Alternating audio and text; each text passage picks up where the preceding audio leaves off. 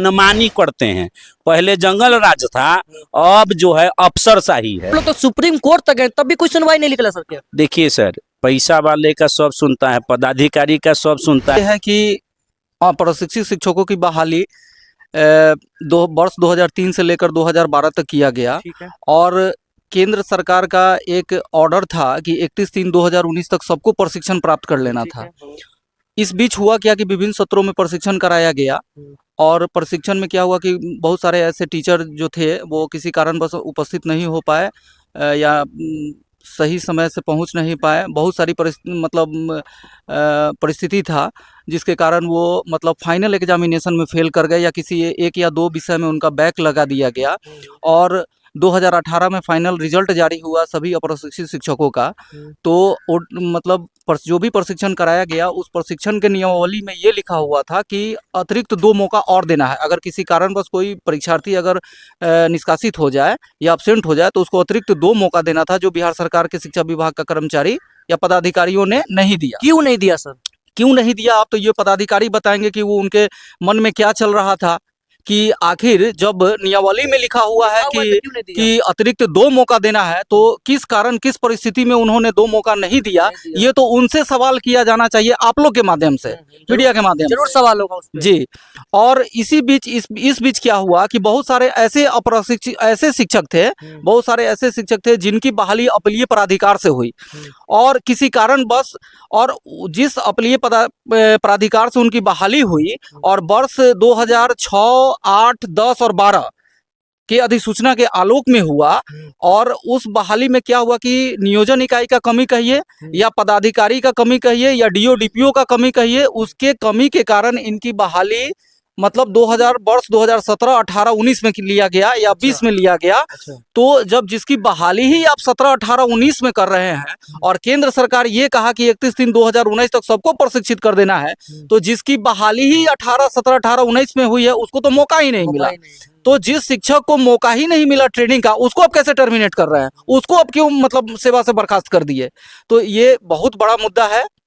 बिहार सरकार इस पर संज्ञान ले और बिहार सरकार माननीय मुख्यमंत्री नीतीश कुमार जी से मेरा ये आग्रह है कि इस बात को अपने संज्ञान में लेते हुए और अविलंब बिहार राज्य अंतर्गत जितने भी अप्रशिक्षित शिक्षक या जितने प्रकार के अप्रशिक्षित शिक्षक है उनकी नियुक्ति अविलंब लिया जाए, अविलंब कराया जाए। यही समस्या सर। हाँ जी, बहुत मतलब विकट परिस्थिति बन गई है शिक्षकों के सामने।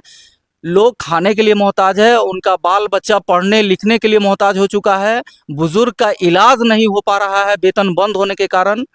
ये बहुत सारी समस्याएं हैं अप्रशिक्षित शिक्षकों के सामने। अच्छा, धन्यवाद सर।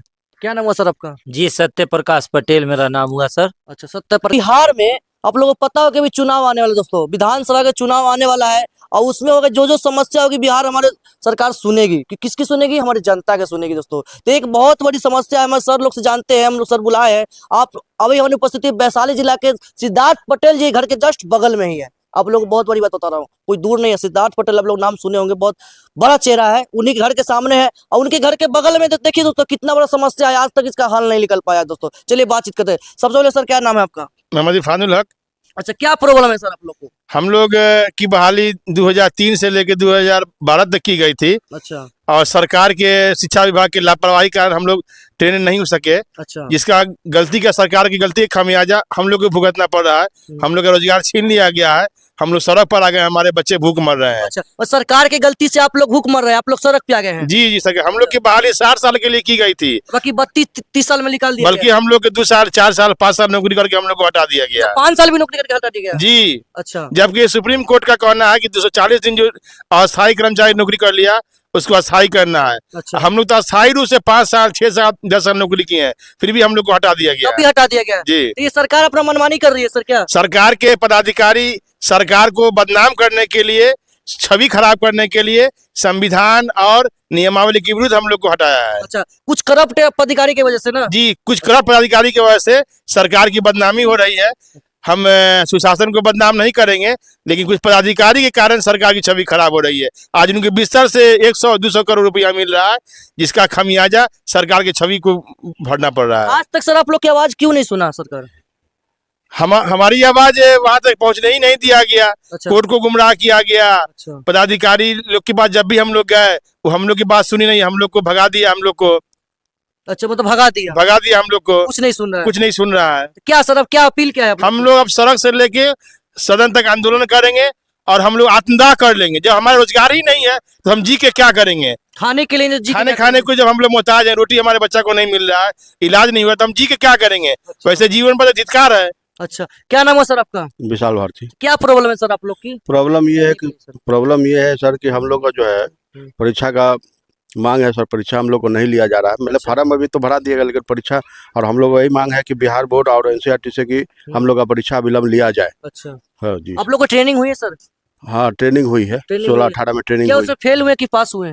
और पास में तो एक विषय में बैक लग गया था, मैं फेल हो गए थे। अच्छा, तो उसके मतलब उसमें प्रावधान था कि अगर किसी सब्जेक्ट में अगर आप फेल कर जाते हैं तो आपको दो चांस मिलेगा मौका, लेकिन उस मौका एक भी नहीं मिला गया। अच्छा, और उसके बाद 31 जून 2019 का हवाला दे करके हटा दिया गया कि अच्छा, उसके बाद जो है अटेंडेंट को नहीं रखना था। अटेंडेंट को नहीं रखना है। नहीं रखना अच्छा, है। तो क्या संदेश है सर बिहार सरकार? संदेश यही है सर कि अब विलंब हम लोग का परीक्षा लिया जाए और हम लोग को सेवा में वापस लाया जाए। अच्छा, धन्यवाद सर। आइए सर, इधर आइए।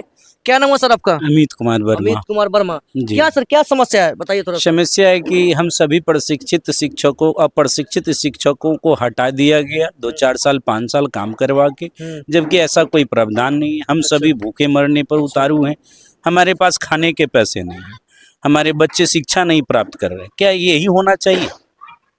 तो सर क्या कहिएगा, हमारे जो बिहार सरकार आपको तो ये गलत काम किया है, इस पर क्या कहिएगा आप? मैं सरकार ने गलत काम नहीं किया, उन्होंने तो सही किया, लेकिन मैं सरकार से आग्रह करूंगा कि ऐसे भ्रष्ट पदाधिकारी जिन पर जांच कमेटी भी बैठ गई है, वो भी आज कुर्सी नहीं खाली कर रहे हैं और उनकी मनमानी की वजह से हम जैसे अप्रशिक्षित शिक्षक आज रोड पर हैं। मैं मुख्यमंत्री से निवेदन करूंगा कि हम सभी लोगों की फरियाद सुने और पुनः हमें नियुक्त किया जाए। तो सर आप लोग तो सुप्रीम कोर्ट तक गए, तब भी कोई सुनवाई नहीं निकला सर? क्या देखिए सर, पैसा वाले का सब सुनता है, पदाधिकारी का सब सुनता है, सारा लोग सुनता है, आम आदमी का कोई नहीं सुनता है। अच्छा, जितने भी पदाधिकारी हैं ऑफिस में जाइएगा, मार के भगा देंगे, डांट के भगा देंगे, आपका बात नहीं सुनेंगे। और वही पदाधिकारी अगर किसी जज के पास जाएंगे, जितना भी बिल पास हुआ है, लोक सेवक बनाए गए हैं, उन सबों ने अपने अधिकार का उल्लंघन करते हैं और हम लोगों का बात सुनते नहीं हैं। अच्छा, मनमानी करते हैं। पहले जंगल राज था, अब जो है अफसरशाही है। अफसरशाही है। जी सर, अब अफसरशाही है। मैं माननीय मुख्यमंत्री जी को कहूंगा कि इन अफसरों पर नकेल कसें और हम जैसे अप्रशिक्षित शिक्षकों को पुनः नियुक्ति पत्र दी जाए और हमें रोजगार क्या दिया जाए। आज तक सर नीतीश कुमार के कान में आज तक ये बात नहीं गई है क्या सर? नहीं गई, क्योंकि हमारे क्षेत्रीय विधायक सिद्धार्थ पटेल जी को भी इसकी लिखित सूचना दी गई, इन्होंने पहुंचाया नहीं। अगर पहुंचा होता तो जरूर एक्शन होता। कई बार मीडियाओं से भी हम लोग मिले, कई बार हम लोगों ने चर्चा भी की। यह मामला जब हाई कोर्ट तक गया तो ये तो बहुत बड़ी बात थी और तब भी सरकार नहीं सुन रही है। तो ये तो आप कह सकते हैं कि कान में ढेला रख के सो गए हैं। तो ये चुनाव का माहौल है और इस बार उस ढेला को निकाला जाएगा। अच्छा, निकाला जाएगा जी, निकाला। तो मतलब ऊंट पहाड़ के नीचे लाना पड़ेगा सर? क्या ऊंट तो आएगा ही पहाड़ के नीचे। जब तानाशाह बड़ा है, कोई न कोई बिहार की जननी से, बिहार की भूमि से ही खड़ा होके लोगों को होश में लाया। और जनता को अपना अधिकार पता है कि मैंने आपको कुर्सी पर बैठाया है तो हम आपकी कुर्सी से गिरा भी सकते हैं। और शिक्षक में 2 गुण होता है सर, एक तो सृजन भी करेगा और प्रलय भी करेगा। शिक्षक जिसका माइंड घुमा दिया ना, वो वोटे नहीं करेगा, उसमें उतना एबिलिटी होता है टीचर में, तब ना सर वो 50 गो बच्चा के दिमाग के जाके समझा के चलाता है। नहीं सुना सरकार आपकी बात तब सर? हम लोग इनके सरकार को गिराने में कोई कसर नहीं छोड़ेंगे, कोई कसर नहीं छोड़ेंगे, कोई कसर नहीं छोड़ेंगे ना तो हम लोगों को नियुक्त किया जाए। हम लोग भूखे मर रहे हैं, भूखे मर। मैं सरकार से बार बार कह रहा हूं और यहाँ के क्षेत्रीय विधायक सिद्धार्थ पटेल जी से भी कह रहा हूं कि ये भी हमारी बात वहां पहुंचाए और हम लोगों को न्याय दिलाए। वो क्यों नहीं सुन रहे हैं सर आपके विधायक जी? सर सबसे बड़ा मामला जितना घोटाला होता है ना, सफेदे कोर्ट में होता है, काले कोर्ट में होता है। यह बात आप समझ गए होंगे, हम एक के लाइन में आपको कहे हैं।